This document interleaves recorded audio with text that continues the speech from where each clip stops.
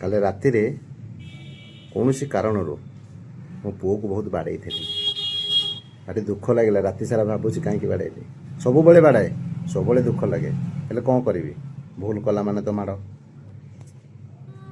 ବହୁତ ମନ ଦୁଃଖ କରିଛି ବିଚାରା। କାଲି ରାତିରେ ମାଡ଼ ଖାଇଥିଲା। ସକାଳେ ପଚାରିଲି, କାଲି ରାତିରେ ମାଡ଼ ଖାଇଥିଲୁ ନା କେଉଁଠି, କିଏ ବାଡ଼େଇଥିଲା? ଭୁଲି ଯାଇଛି। ଭୁଲିଯିବା ଦରକାର। ପିଲାମାନେ ଯଦି କିଛି ଭୁଲ କରୁଛନ୍ତି, ବାପାମାନେ ବାଡ଼ଉଛନ୍ତି, ପିଲାମାନେ ସେ ମାଡ଼ଟିକୁ ଭୁଲିଯିବା କଥା। ଭୁଲିଲେ ତାଙ୍କ ପାଇଁ, ବାପା ମାଆଙ୍କ ପାଇଁ ସବୁଠାରୁ ଭଲ। ଆଉ ପିଲା ଯଦି ମୁଣ୍ଡ ଭିତରେ କାହିଁକି ବାଡ଼େଇଲେ, ସବୁବେଳେ କ'ଣ ପାଇଁ ବାଡ଼ଉଛନ୍ତି ମୁଣ୍ଡ ଭିତରେ ପୁରେଇଲା, ତାହେଲେ ସେ ପିଲା କିଛି ବଡ଼ ଅଘଟଣ ଘଟାଇପାରେ। ତେଣୁକରି ସବୁ ପିଲାମାନେ ବାପା ମାଆଠୁ ମାଡ଼ ଖାଇଲା ପରେ ସେ ମାଡ଼ଟିକୁ ଭୁଲି ଯାଆନ୍ତୁ, ମନେ ରଖନ୍ତୁ। ଜୟ ଜଗନ୍ନାଥ। ଭୁଲି ଯାଇଛୁଟି?